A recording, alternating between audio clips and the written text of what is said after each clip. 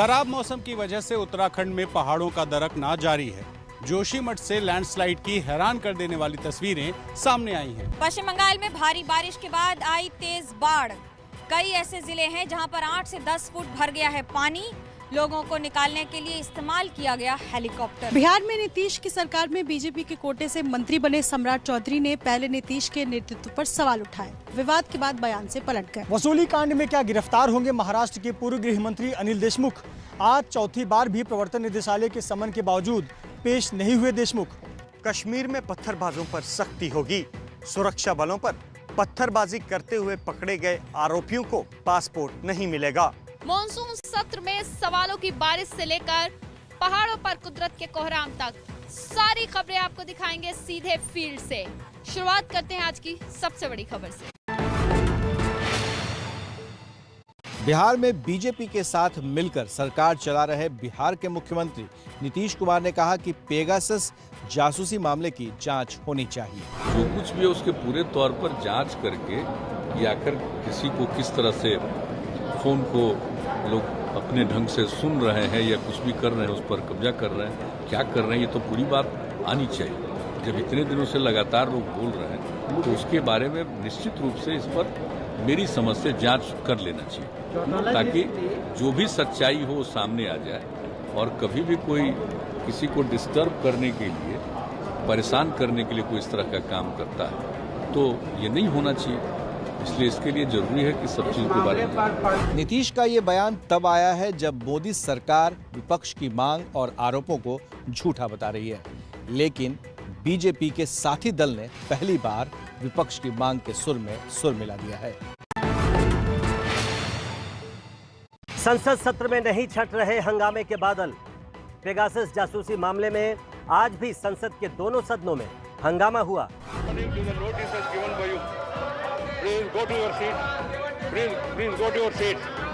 संसद के monsoon session के तीसरे हफ्ते में भी पेगासस जासूसी मामले पर विपक्ष का हंगामा जारी है।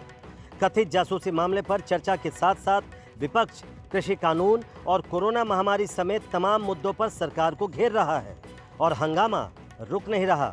आज भी कार्यवाही कई बार स्थगित करनी पड़ी। सदन की कार्रवाई बाधित हो रही है, उसके कारण करोड़ों रुपया देश की जनता का खर्च हो रहा है। सदन नहीं चल पा रहा है, इसकी जिम्मेदारी सरकार की है। संसद के मॉनसून सत्र का ये तीसरा हफ्ता है और पिछले दोनों हफ्तों में हंगामे के चलते नाम के लिए ही कुछ घंटों का काम हुआ। अब सवाल ये है कि जनता के पैसों की बर्बादी आखिर कब तक होती रहेगी। पेगासस के मुद्दे पर कांग्रेस पार्टी लगातार हमलावर है। कांग्रेस का छात्र संगठन एनएसयूआई की तरफ से प्रदर्शन किया जा रहा है संसद भवन के करीब। एनएसयूआई दफ्तर के बाहर इस तरीके से आप देख सकते हैं, प्रधानमंत्री और गृह मंत्री पर कुछ इस तरीके से निशाना साधा जा रहा है। नुक्कड़ नाटक भी किया जा रहा है और साथ में एनएसयूआई कार्यकर्ताओं के हाथों में जो तख्तियां हैं उन पर हम देख सकते हैं कि पेगासस के मुद्दे से किस तरह के खतरों की आशंका है। तमाम चीज़ों का जिक्र किया गया है। मास्क जो पहना हुआ है एनएसयूआई कार्यकर्ताओं ने, उन पर भी पेगासस से जुड़े हुए नारे लिखे हुए हैं। तो कांग्रेस पार्टी लगातार हमलावर है। केंद्र सरकार पर निशाना साधने की कोशिश और घेरने की कोशिश जो है वो कांग्रेस पार्टी की जारी है, संसद के अंदर भी और संसद के बाहर भी। कृषि कानूनों के मुद्दे पर संसद भवन में आमने सामने आई अकाली दल और बीजेपी। अकाली सांसदों ने गेहूं की बाली थमाई तो गिरिराज सिंह बोले, आप किसानों के दुश्मन। संसद भवन के दरवाजे पर ये अकाली दल की सांसद हरसिमरत कौर हैं। किसानों के आंदोलन का समर्थन करते हुए हरसिमरत अपने साथियों के साथ ऐसे ही गेहूं की बालियां सांसदों को थमा रही थी। तभी एंट्री हुई केंद्रीय मंत्री गिरिराज सिंह की। गिरिराज सिंह और अकाली दल के बीच बहस हो गई। गिरिराज बोले, अकाली किसानों की दुश्मन है। मंत्री जी ले लीजिए, किसान का अपमान मत करिए, किसान का अपमान मंत्री जी, किसान के दुश्मन। ये अन्नदाता 1 साल से सड़कों पे बैठा है, 500 ऐसे किसान ये अन्न देने वाले वो शहीद हो गए हैं ये काले कानून रद्द कराने के लिए। सरकार सुन नहीं रही है, कह रहे कोई मर नहीं रही है। आज तरस करें इस अन्न को देख के, इस अन्न को उगाने वाले का अपमान ना करें, ये काले कानून रद्द करें। अकाली दल पहले मोदी सरकार में शामिल था, लेकिन किसानों के मुद्दे पर ही अलग हुआ। अगले साल पंजाब में विधानसभा चुनाव है, लिहाजा अकाली दल किसानों को नाराज नहीं करना चाहता। महाराष्ट्र के मुख्यमंत्री उद्धव ठाकरे ने बाढ़ प्रभावित सांगली जिले का किया दौरा। रास्ते में भिड़े बीजेपी और शिवसेना के समर्थक। रोड पर गाड़ियों का काफिला रुका हुआ है और भीड़ जमा है। तस्वीरें महाराष्ट्र के सांगली की है, जहां सीएम उद्धव ठाकरे दौरा करने पहुंचे थे। रास्ते में बीजेपी के कार्यकर्ताओं ने काफिले को रोका और अपना ज्ञापन देने चाहा। इस दौरान शिवसेना के समर्थक भी आ गए और नारेबाजी शुरू हो गई। करीब 15 मिनट तक यहाँ अफरा तफरी की स्थिति बन गई। बाद में बीजेपी समर्थकों ने बात न सुनने का आरोप लगाकर धरने पर बैठ गए। मुख्यमंत्री उद्धव ठाकरे ने बाढ़ प्रभावित पीड़ित लोगों से मुलाकात की और प्रशासन को जरूरी मदद देने के निर्देश दिए। पिछले महीने सांगली समेत महाराष्ट्र के आधे दर्जन जिले जो है वो बाढ़ और बारिश के पानी में डूब चुके थे। राज्य में 250 के करीब लोगों की बारिश की वजह से जान गई है। दिल्ली में मुलायम सिंह यादव से मिले लालू प्रसाद यादव। दोनों नेताओं के बीच करीब 40 मिनट तक बात हुई। इस दौरान अखिलेश यादव भी मौजूद रहे। ये तस्वीरें मुलायम सिंह यादव के घर की हैं, जहां आरजेडी प्रमुख लालू प्रसाद यादव दोपहर को उनसे मिलने पहुंचे। लालू यादव और मुलायम सिंह यादव करीब 40 मिनट तक साथ रहे। यूपी चुनाव से पहले दोनों नेताओं की ये मुलाकात काफी अहम है। इस मुलाकात के दौरान अखिलेश यादव भी मौजूद थे। लालू यादव कोर्ट से जमानत मिलने के बाद से दिल्ली में अपनी बेटी मीसा भारती के घर पर रह रहे हैं। लालू यादव ने कहा है कि आज देश को पूंजीवाद और संप्रदायवाद नहीं बल्कि लोक समता एवं समाजवाद की जरूरत है। इससे पहले पिछले हफ्ते एनसीपी प्रमुख शरद पवार और समाजवादी पार्टी नेता रामगोपाल यादव ने लालू यादव के घर पर जाकर उनसे मुलाकात की थी। बिहार में नीतीश की सरकार में बीजेपी के कोटे से मंत्री बने सम्राट चौधरी ने पहले नीतीश के नेतृत्व पर सवाल उठाए। विवाद के बाद बयान से पलट गए। पहले अपने बयान से कुछ इस तरह सम्राट चौधरी ने नीतीश के साथ गठबंधन को मजबूरी बताया था। क्योंकि गठबंधन की सरकार हम चला रहे हैं, ये हमारा स्वतंत्र सरकार नहीं है। और स्वाभाविक है, बहुत आसान हो जाता था नेतृत्व जब आपका होता है। विवाद हुआ, जेडीयू नेताओं ने भी उंगली उठाई तो सम्राट के सुर बदल गए। ये तो पहले आप हटा लीजिए कि मजबूरी नहीं है। हमारी पार्टी ने कमिटमेंट किया था, चुनाव के पहले चुनाव के बाद। यह स्पष्ट है कि हम आदरणीय नीतीश कुमार जी के नेतृत्व में काम करेंगे। बिहार में नीतीश के नेतृत्व में एनडीए की सरकार है, लेकिन आए दिन इस गठबंधन में ऐसी बयानबाजी सामने आ जाती है जो संकेत देती है कि बीजेपी और जेडीयू के बीच कुछ तो गड़बड़ है। विधानसभा चुनाव की तैयारियों के लिए बीजेपी अध्यक्ष जेपी नड्डा ने बुलाई सभी मोर्चों के अध्यक्षों की बैठक। 4 अगस्त को होगी बैठक। अगले साल की शुरुआत में 5 राज्यों में चुनाव होने हैं। बीजेपी ने इन चुनावों के लिए रणनीति बनाने का काम तेज कर दिया है। पार्टी अध्यक्ष खुद 7 अगस्त से चुनावी राज्यों के दौरे पर जा रहे हैं। उससे पहले जेपी नड्डा ने 4 अगस्त को पार्टी के सभी मोर्चों के अध्यक्ष और प्रभारी महासचिवों की बैठक बुलाई है। युवा मोर्चा, किसान मोर्चा, एससी और एसटी मोर्चा, महिला मोर्चा, ओबीसी मोर्चा समेत सभी मोर्चों के अध्यक्ष और प्रभारी राष्ट्रीय महासचिव बैठक में रहेंगे। इस बैठक में चुनाव की तैयारियों से लेकर नए बनाए गए मंत्रियों की जन आशीर्वाद यात्रा की तैयारियों पर भी होगी चर्चा।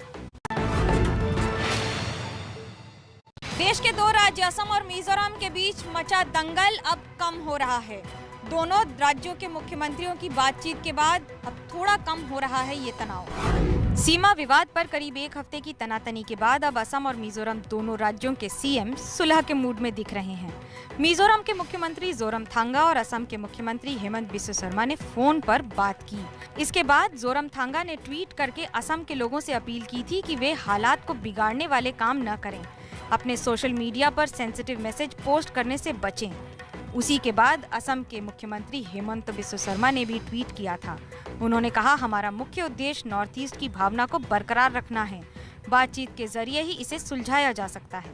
दोनों राज्यों ने एक दूसरे के नेताओं के खिलाफ जो एफआईआर दर्ज की थी वो भी वापस लेने की अब प्रक्रिया शुरू हो गई है। हालांकि असम पुलिस के जवानों की हत्या में शामिल लोगों की जांच जारी रहेगी। 26 जुलाई को असम और मिजोरम सीमा पर फायरिंग हुई थी जमीन विवाद को लेकर, जिसमें असम पुलिस के 6 जवान मारे गए हैं और ये विवाद अभी भी थमने का नाम नहीं ले रहा है। कश्मीर में पत्थरबाजों पर सख्ती होगी। सुरक्षा बलों पर पत्थरबाजी करते हुए पकड़े गए आरोपियों को पासपोर्ट नहीं मिलेगा, सरकारी नौकरी भी नहीं मिलेगी। जम्मू कश्मीर में सेना के जवानों पर पत्थर फेंकने वालों को खाने के लाले पड़ने वाले हैं। प्रशासन ने एक आदेश जारी किया है। इसके मुताबिक पत्थरबाजी करते हुए पकड़े जाने पर पासपोर्ट नहीं मिलेगा। ऐसे लोग सरकारी नौकरी के लिए भी अप्लाई नहीं कर सकेंगे। पत्थरबाजी करते हुए पकड़े जाएं, उसे किसी तरह का सिक्योरिटी क्लियरेंस न दिया जाए। पत्थरबाजी के आरोप लगने पर डिजिटल सबूत और पुलिस रिकॉर्ड्स की भी जांच की जाएगी। जम्मू कश्मीर में पहले जब भी आतंकियों के साथ एनकाउंटर होता था, कुछ लोग सुरक्षा बलों पर पत्थरबाजी करते थे, लेकिन साल 2019 में धारा 370 खत्म होने के बाद पत्थरबाजी की घटनाओं में कमी आई है। वसूली कांड में क्या गिरफ्तार होंगे महाराष्ट्र के पूर्व गृह मंत्री अनिल देशमुख? आज चौथी बार भी प्रवर्तन निदेशालय के समन के बावजूद पेश नहीं हुए देशमुख। एनसीपी नेता और महाराष्ट्र के पूर्व गृह मंत्री अनिल देशमुख पर गिरफ्तारी की तलवार की धार हर दिन और तेज हो रही है। प्रवर्तन निदेशालय के सामने आज फिर पेश नहीं हुए अनिल देशमुख। ईडी ने उनको अब तक 4 बार पेश होने का समन भेजा है, लेकिन आज भी देशमुख की ओर से उनके वकील चिट्ठी लेकर ईडी के दफ्तर पहुंचे। पेश न होने के लिए देशमुख की ओर से अब तक कोरोना का खतरा, बढ़ती उम्र जैसी तमाम दलीलें दी गई हैं, लेकिन सूत्रों के मुताबिक ईडी का कहना है कि देशमुख जांच से भाग रहे हैं। मुंबई पुलिस के पूर्व पुलिस कमिश्नर परमवीर सिंह ने 100 करोड़ रुपए वसूली का आरोप लगाया था। सीबीआई और ईडी दोनों ही अनिल देशमुख की जांच कर रही हैं। खराब मौसम की वजह से उत्तराखंड में पहाड़ों का दरकना जारी है। जोशीमठ से लैंडस्लाइड की हैरान कर देने वाली तस्वीरें सामने आई हैं।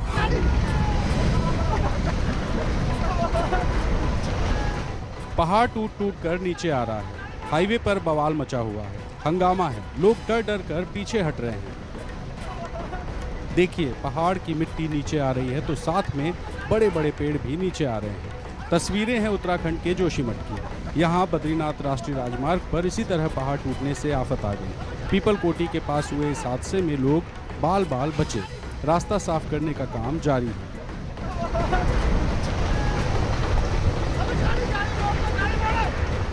उत्तराखंड में तेज बारिश के बाद कई जगह नदी नाले उफान पर हैं। नीति घाटी में लहरें उफान पर दिख रही हैं। जोशीमठ के अलावा पिथौरागढ़ और उत्तरकाशी में भी पहाड़ी रास्तों पर लैंडस्लाइड की वजह से सड़कें बंद हैं। रास्ता खोलने का काम चल रहा है, लेकिन जिंदगी आफत में पड़ी हुई है। मध्य प्रदेश के कई जिलों में खराब मौसम से हालात खराब। रुक रुक कर हो रही बारिश से कई जिलों में बाढ़ सरीखे हालात बन गई। एमपी के सतना में लहरों में फंस गया हजारों किलो का ये ट्रैक्टर, जिसे क्रेन की मदद से अब निकाला जा रहा है। इस ट्रैक्टर में 2 लोग सवार थे, जिन्हें बचा लिया गया। बाद में ट्रैक्टर को भी निकाल लिया गया। सतना जिले में पिछले 3 दिन से तेज बारिश से हालात बने हैं। यहाँ कई गाँव का मुख्य सड़क मार्ग से संपर्क कट गया है। मध्य प्रदेश के श्योपुर जिले की तस्वीर देखिए। यहाँ पार्वती नदी में पानी बढ़ा तो आसपास के इलाकों में आफत आ गई।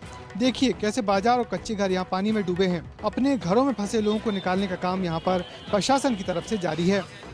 मध्य प्रदेश में इस बार मौसम ने गजब खेल खेला है। कुछ जिलों पे तो बादल जमकर मेहरबान है, तो कुछ जिलों में बारिश कम हुई है, जिससे खेती को नुकसान हुआ है। मध्य प्रदेश के पन्ना में भी खराब मौसम के बीच पिकनिक मनाना एक परिवार को पड़ गया भारी। लहरों में फंस गई कार। लहरों में यहाँ एक कार फंसी है। इस कार में एक बच्ची समेत 7 लोग सवार हैं। तस्वीरें हैं मध्य प्रदेश के पन्ना की। यहाँ बाघिन नदी पर बृहस्पति कुंड देखने सैलानी पहुंचे थे। ऐसे ही एक सैलानी की कार पानी में फंस गई। पूरे परिवार को बड़ी मुश्किल से बाहर निकाला गया। पन्ना में एक दूसरी घटना भी हुई, जिसमें पिकनिक मनाना एक युवक की जिंदगी पर भारी पड़ गया। झरने में बहकर युवक गिर गया और उसकी मौत हो गई। युवक की लाश बरामद हो गई है। अगर आप खराब मौसम में कहीं घूमने जा रहे हैं तो पूरी सावधानी बरतें, क्योंकि जान है तो जहान है। रेगिस्तान वाले राजस्थान में बारिश से आफत। अलवर के गांव में बारिश के साथ बिजली गिरी तो कई घरों में पड़ गई दरार। घर की छत में दरारें दिख रही हैं। इन दरारों से घर के ढहने का डर है। इसलिए यहाँ रह रहे लोगों के चेहरों पर दहशत साफ दिख रही है। तस्वीरें अलवर के मोठू का गांव की हैं। यहाँ पर बारिश के साथ बिजली गिरी थी। एक पुरानी इमारत तो ढह गई, पास के घरों में दरारें पड़ गई हैं। अब देखिए ये झरना, तेज बारिश की वजह से अलवर के किशन कुंड में झरने का पानी बढ़ गया है। सैलानी यहाँ मस्ती करने अब ज्यादा आ रहे हैं, लेकिन प्रबल धारा के बीच कोरोना के नियम भी पानी में बहते हुए साफ दिख रहे हैं। लेकिन सैलानियों की मस्ती जारी है। साफ है कि राजस्थान में कहीं बारिश से राहत है तो कहीं आफत। वैसे अलवर में पिछले एक हफ्ते में खूब बारिश हुई है, जिसकी वजह से यहाँ के नदी नालों में पानी बढ़ गया है।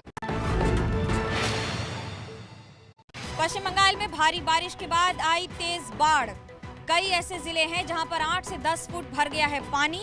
लोगों को निकालने के लिए इस्तेमाल किया गया हेलीकॉप्टर का। बाढ़ में डूबे घर से देखिए कैसे फंसे लोगों को निकाला जा रहा है। नाव पहुंची और खिड़की छत पर अटके लोगों को इस तरह बचाया गया। पश्चिम बंगाल के हुगली में बारिश के बाद हालात इसी तरह खराब हो गए हैं। हुगली में एयरफोर्स की मदद से एनडीआरएफ की टीम रेस्क्यू करने में जुटी है। पश्चिम बंगाल के खानाकुल में बाढ़ बारिश के बीच फंसे लोगों को हेलीकॉप्टर की मदद से निकाला जा रहा है।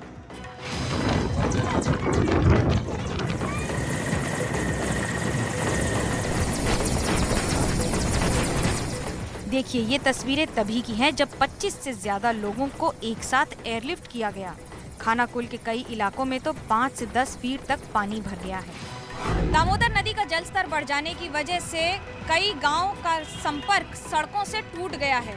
हुगली जिले के खानाकुल में ऐसे भी कई गांव हैं जहां बांध का पानी लगातार जलस्तर बढ़ा रहा है और गांव के गांव डूब जा रहे हैं। आंध्र प्रदेश में दिल दहला देने वाली घटना। पंचायत के आदेश पर करीब 300 कुत्तों को जहरीला इंजेक्शन देकर मारा गया। आंध्र प्रदेश में जानवरों पर जुल्म की तस्वीर के ये सबूत हैं। पश्चिम गोदावरी जिले के लिंगापालम गांव में करीब 300 कुत्तों को जहर का इंजेक्शन देकर मारा गया। दावा है कि गांव वाले कुत्तों से काफी परेशान थे, जिसके बाद पंचायत के सदस्यों ने कुत्तों को मारने का ये फरमान सुनाया। कुत्तों को जहरीला इंजेक्शन दिया गया और फिर सबको एक साथ बड़े से गड्ढे में दफना दिया गया। ये मामला तब सामने आया जब जानवरों को बचाने वाले संगठनों ने पुलिस में शिकायत की। अब पुलिस ने ग्राम पंचायत के सचिव और सरपंच के खिलाफ एनिमल एक्ट के तहत मामला दर्ज किया है। पोर्न फिल्म रैकेट के मामले में पति राज कुंद्रा की गिरफ्तारी के बाद सामने आया शिल्पा शेट्टी का बयान। तथ्यों की जांच किए बगैर अफवाह ना फैलाने और परिवार की प्राइवेसी का ख्याल रखे जाने की अपील। पति राज कुंद्रा की करतूतों की वजह से सवालों के घेरे में आई शिल्पा शेट्टी अब खुलकर सामने आ गई हैं और अपने बारे में किसी भी तरह की अफवाह ना फैलाने की गुहार लगा रही हैं। शिल्पा ने आज सोशल मीडिया पर लिखा, पिछले कुछ दिन मेरे लिए बहुत ही मुश्किल भरे रहे हैं। मेरे और परिवार के ऊपर बहुत सारे आरोप लगाए गए हैं। मुझे ट्रोल किया गया है। सिर्फ मुझे ही नहीं, मेरे परिवार को भी इसमें घसीटा गया है। मैंने इस मामले पर अब तक कोई टिप्पणी नहीं की है, आगे भी नहीं करूंगी, क्योंकि ये मामला अभी कोर्ट में है। आप लोग मुझे गलत तरीके से कोट करना बंद करें। एक मां होने के नाते मैं अपने बच्चों की प्राइवेसी के लिए आप सभी से अनुरोध करती हूं, हमारे बारे में कोई भी खबर बिना वेरीफाई किए ना छापें। पोर्न फिल्म मामले में शिल्पा शेट्टी के पति राज कुंद्रा इन दिनों जेल में बंद है। ऑनलाइन गेमिंग के जरिए भी राज कुंद्रा पर करोड़ों का फर्जीवाड़ा करने का आरोप लग चुका है। कुंद्रा केस में पुलिस शिल्पा शेट्टी से भी पूछताछ कर चुकी है। टोक्यो ओलंपिक्स में भारतीय महिला हॉकी टीम का कमाल। वर्ल्ड नंबर 2 ऑस्ट्रेलिया को हराकर पहली बार ओलंपिक्स के सेमीफाइनल में पहुंची टीम। आज देश महिला हॉकी टीम की कामयाबी पर ऐसे ही जश्न मना रहा है। हमारी महिला हॉकी टीम पहली बार ओलंपिक के सेमीफाइनल में पहुंच गई है और मेडल से बस एक जीत दूर है। भारतीय महिला हॉकी टीम ने क्वार्टर फाइनल में 3 बार की ओलंपिक चैंपियन ऑस्ट्रेलिया को 1-0 से हरा दिया। भारत के लिए एकमात्र गोल गुरजीत कौर ने 22वें मिनट में पेनल्टी कॉर्नर पर किया। इसके अलावा गोलकीपर सविता ने भी कमाल का प्रदर्शन किया। कई बार सविता ने गोल रोककर ऑस्ट्रेलियाई खिलाड़ियों को जीतने का मौका नहीं दिया। अब सेमीफाइनल में टीम इंडिया का सामना 4 अगस्त को अर्जेंटीना से होगा। भारत जीता तो महिला हॉकी में पहली बार ओलंपिक में एक मेडल पक्का हो जाएगा। टोक्यो ओलंपिक की हॉकी इवेंट से ये लगातार दूसरी अच्छी खबर है भारत के लिए। इससे पहले भारतीय पुरुष हॉकी टीम 49 सालों के बाद सेमीफाइनल में पहुंची थी और अब महिला हॉकी टीम भी सेमीफाइनल में पहुंची है, तो दोनों ही टीमों से अब मेडल की उम्मीद है। टोक्यो ओलंपिक में मेडल जीतने वाली बैडमिंटन खिलाड़ी पीवी सिंधु को आज संसद में दी गई बधाइयां। सुश्री पीवी सिंधु ने ओलंपिक खेलों में बैडमिंटन एकल प्रतियोगिता में भारत के लिए कांस्य पदक जीता है। उन्होंने लगातार दूसरे ओलंपिक में ये कामयाबी हासिल की है। व्यक्तिगत मुकाबलों में 2 ओलंपिक मेडल जीतने वाली वो पहली भारतीय महिला है। बैडमिंटन स्टार पीवी सिंधु ने महिला सिंगल्स का कांस्य पदक अपने नाम किया है। उन्होंने रविवार को तीसरे स्थान के लिए हुए मैच में चीन की जियाओ बिंग हे को 21-13, 21-15 से हराया। ये मैच 53 मिनट तक चला। ओलंपिक में ये सिंधु का दूसरा मेडल है। सिंधु दुनिया की चौथी ऐसी बैडमिंटन खिलाड़ी बन गई हैं जिन्होंने 2 अलग-अलग ओलंपिक में मेडल जीता है। वहीं पीवी सिंधु भारत की पहली महिला खिलाड़ी बन गई हैं जिन्होंने 2 लगातार ओलंपिक में मेडल जीता है। पाकिस्तान की इमरान सरकार ने एक नया दांव चला है। पाकिस्तान की इमरान सरकार 6 अगस्त से पाकिस्तान अधिकृत के मुजफ्फराबाद क्रिकेट ग्राउंड में KPA Kashmir premier league KPL नाम की एक क्रिकेट प्रतियोगिता करा रही है। इस प्रतियोगिता के खिलाफ अब जम्मू में शिव सैनिक सड़कों पर है। लगातार यहां पर इमरान खान के खिलाफ प्रदर्शन किया जा रहा है। सर, 6 तारीख से ये केपीएल शुरू हो रहा है, क्या कुछ डिमांड्स हैं? बिल्कुल जी, हमारी सबसे पहली तो डिमांड है कि ये प्रतियोगिता को हमारी भारत सरकार से डिमांड है कि अंतर्राष्ट्रीय स्तर पर इसका विरोध जताते हुए इस प्रतियोगिता को जल्द से जल्द रद्द किया जाना चाहिए। इसके साथ ही देखिए, पीओके भारत का हिस्सा है। इस समय पाकिस्तान का उसके अवैध रूप से कब्जा है। किसी भी कब्जाए क्षेत्र पर किसी तरह की प्रतियोगिता का आयोजन नहीं किया जाना चाहिए। बीसीसीआई प्रधानमंत्री नरेंद्र मोदी से मांग कर रहे हैं कि इस केपीएल के खिलाफ आवाज उठाए और उसको ना होने दिया जाए।